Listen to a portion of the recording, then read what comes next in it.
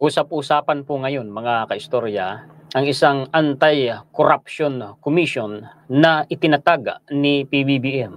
Katatatag lamang po nito mga kaistorya kahapon.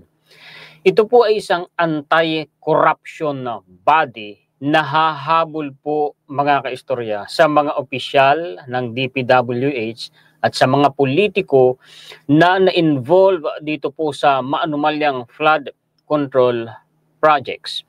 At malakas po ang bulong-bulungan ngayon na dito ilalagay sa anti-corruption body na ito si General Nicolas Torre. Kung dito nga ilalagay si General Torre, mga kaistorya, tiyak marami po siyang masasagasaan na mga opisyal at mga politiko. Sa papaano ba naman mga kaistorya, ay matatapos na ang maligayang araw nila sa pagpapasasapo sa bilyon-bilyong bulto ng pera na galing po sa kaban ng bayan. At dagdag pa pong balita mga kaistorya, may sinasabing itong Diskaya family umano. Yan po mga kaistorya ay may-ari po ng mga kumpanya na nakakuha ng flood control project sa DPWH. Yan po yung in-interview ni Julius Babaw na mayroon pong 40 na luxury cars. Ay ang sabi ay nakatakas na umano o tumakas na sa Pilipinas. Alamin natin kung may katotohanan yan. Tungkol po dyan ang mga pag-uusapan natin. Pakishare po at pakilike. Ipakita ko na po sa inyo mga kaistorya ang atin pong mga references. Unahin muna natin itong sa anti-corruption body na katatatag lamang po ni PBBM. Nandito po tayo mga kaistorya sa Politico Online News.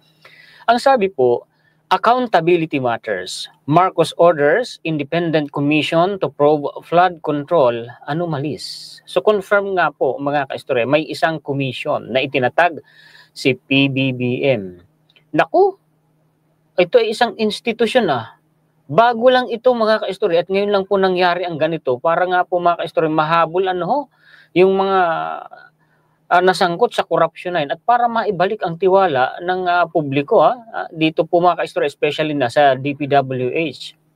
Basahin po natin. President Ferdinand Marcos Jr. has created an independent body that will investigate alleged anomalies and irregularities in thousands of flood control projects amid the country's worsening flood woes. The independent commission will conduct a parallel probe. Mag-iimbestiga po ito of flood mitigation projects alongside those spearheaded by the two chambers of Congress. Sabi pa po sa baba, to further reinforce accountability, the President has established an independent commission to investigate flood control anomalies, the Presidential Communication Office said in a statement on Sunday. So kahapon nga. Malacanang added that this body will conduct a comprehensive review of projects, identify irregularities. Hahanapin ito yung mga may sablay mga kaistorya, pati na yung mga ghost flood control projects at kakalkalin ito kung sino-sino yung mga taong sangkot dito. And recommend accountability measures. Pwede ho itong mag-recommend nakasuhan ang mga taong ito, yung mga taong makakalkal nila na sangkot, to ensure public trust in infrastructure spending. Diba, mga kaistorya? Abay, tamang-tama po ang pagkakatatag na ito ni PBBM ng independent commission na ito. Dahil sabi po sa balita mga kaistorya, si Senator Win Gatchalian ay may naispatan na naman sa NEP, National Expenditure Program, na yan po yung sa budget na pinag-uusapan, National Budget for 2026, na mahigit 200 bilyong piso na naman na inilaan mga kaistorya, pinaghati-hati pa, pero iisang project lamang at apat na pondo na pinaghati-hati mga kaistorya, nakalaan sa iisang project lamang sa iisang barangay. Ito po yan mga kaistorya. Maganda na lamang na agapan ni PBBM mga kaistorya. Ilagay niya na agad dito si General Torre. Kung para nga kay General Torre ito mga kaistorya, hindi po ba? Gatchalian finds one flood control project with 4 identical budgets in NEP. A planned flood control projects received 4 separate allotments in the proposed 2023 national budget, each with exactly the same amount. Pare-pareho daw yung inilagay na halaga. 4 yun. Ano?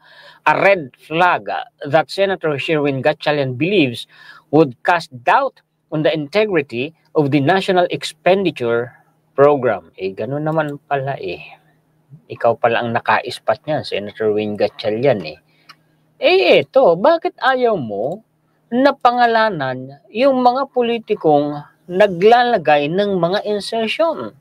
Politiko na naman ang may gawa niyan Bakit ayaw mong pangalanan? Bakit ayaw mong ilagay yung pangalan ng mga yun para malaman naman ng publiko kung sino-sino yung mga yun? Siya yung kumontra Nag-suggest po mga ka-istorya sa interpellation kasi nag-privilege speech yan si Senator Win Gatchalian. Kung hindi ako nagkakamali, ang nag-interpellate sa isa doon ay si Senator Ping Lacson. At yun nga ang suggestion ni Senator Ping Lacson. Ayaw naman ni Senator Win Gatchalian. Papaano yan? O ano ito? Papugi na naman lang ito. Ganun ba? Ayaw mo rin naman pangalanan. So anong silbi nun? Hihimayin ninyo. Paano naman namin malalaman na sambayan ng Pilipino kung talaga hong tinanggal ninyo yan? O itinuloy ninyo? Kasi, mga kaistorya, kung papangalanan sana, napakaganda. Hindi makakalusot yung politiko. Ito na, basahin natin itong online news article po ni Bilyonaryo.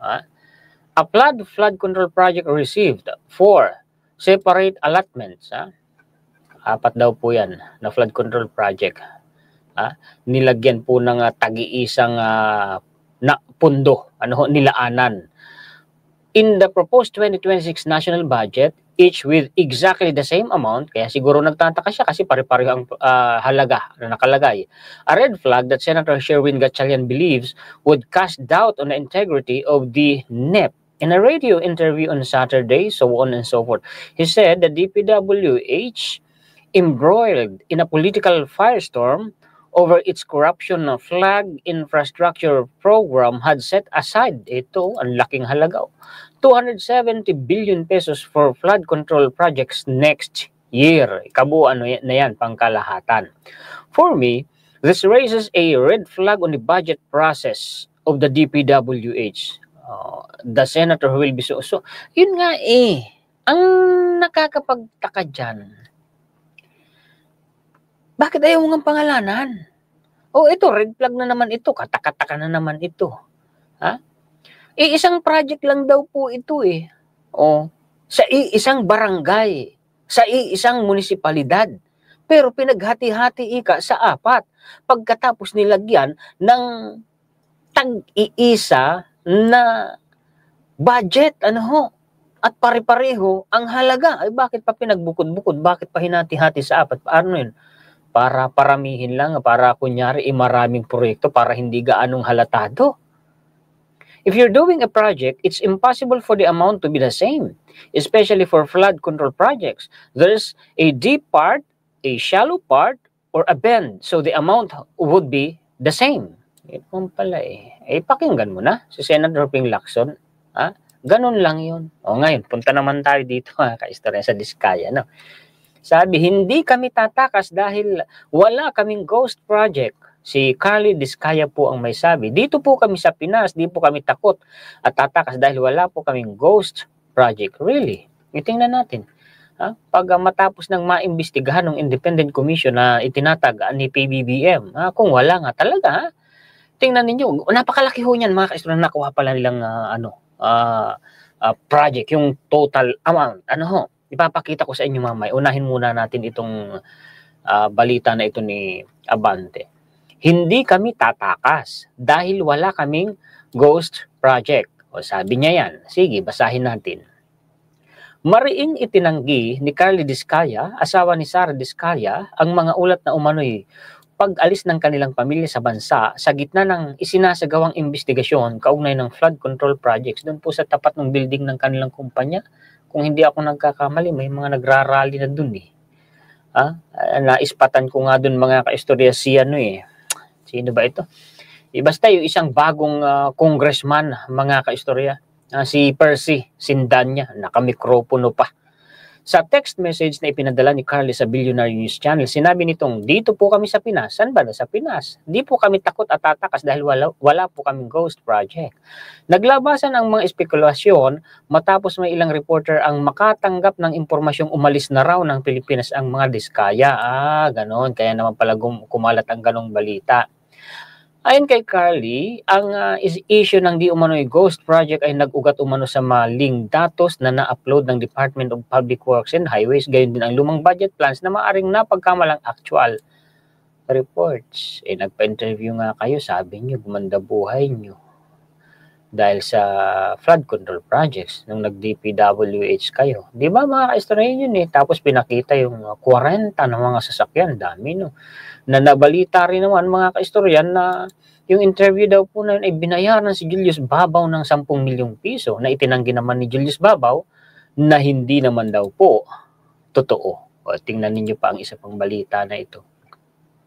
Diskaya Empire, 8 firms, same address, same auditor, 31.6 billion pesos worth of projects. Nako.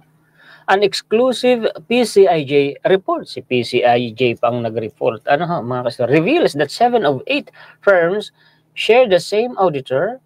Bakit parang 8? Doon sa 7 na yon ay pareho lamang daw, iisa lamang daw ang auditor nun, at pati ang address ay iisa lamang, with ownership consolidated within the Diskaya family. So basahin natin yung caption nito. Flood of fortune, Diskaya Link firms bagay staggering 31.6 billion pesos worth of flood control contracts from 2022 to 2025, the biggest share among all contractors under the Marcos Jr. administration. An exclusive PCIJ report reveals that 7 of 8, so inulit lang mga ka-history, lawmakers are now eyeing possible bid rigging as a congressional hearing looms on September 2.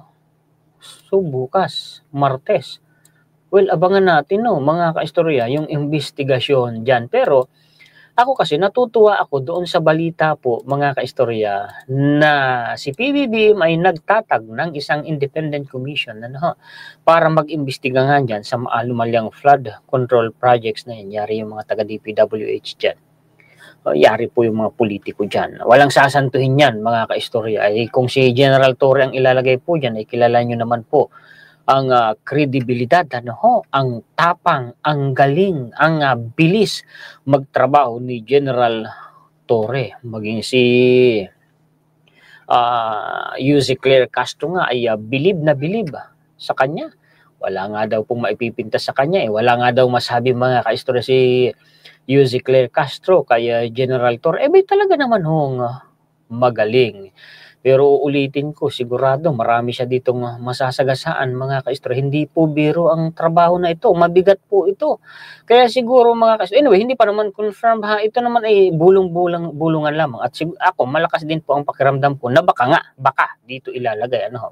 Well, sabi nga, that remains to be seen. Pero mga ka-istorya, naghihintay tayo.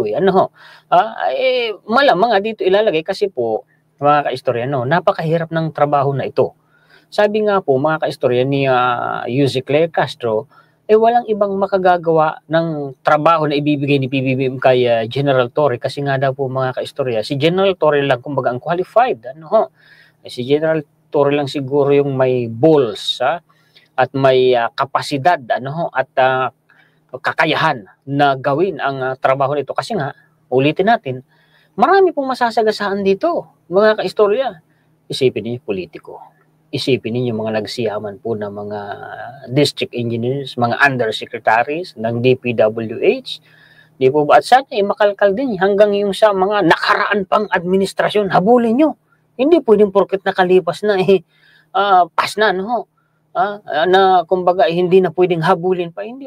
Pero ng taong bayan billion, isipin niyo ang sabi ni naalala ko sabi ni Senator Jingo Estrada, binadgetan ng 1 billion pesos per day. Per day yun mga ka-istorya.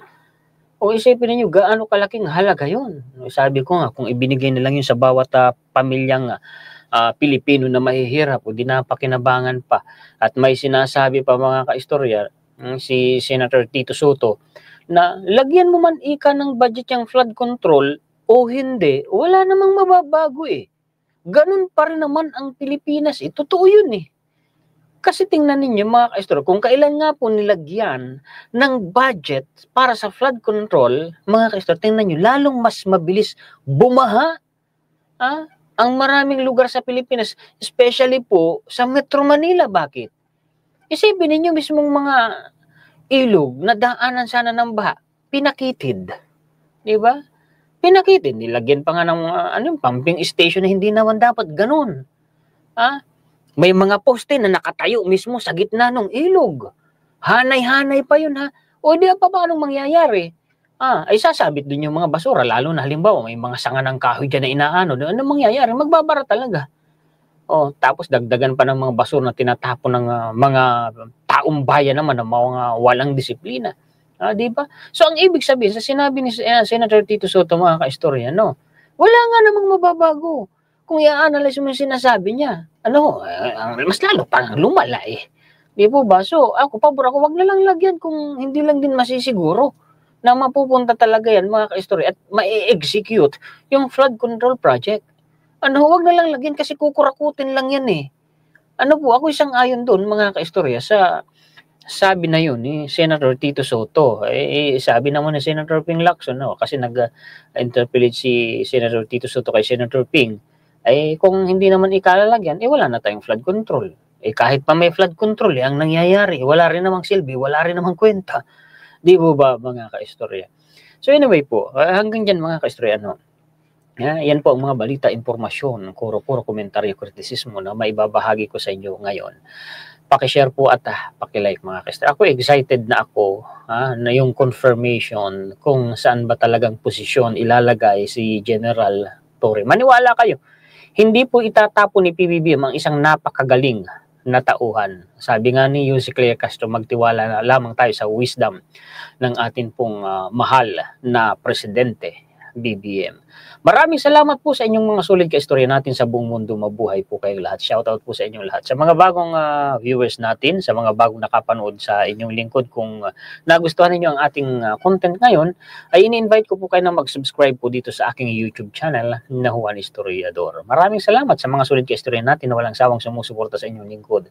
Laging nag-aabang, nanonood, nakikinig, nagla-like at nag-share po sa akin pong mga contents. Nagpapasalamat po tayo higit kanino man sa atin pong Panginoon. Muli ako po si Juan Historiador, ang taga-kwento ng totoong istorya ng kasaysayan na nagmamalasakit sa kapwa ko Pilipino at nagmamahal sa bayang ito, bansang Pilipinas.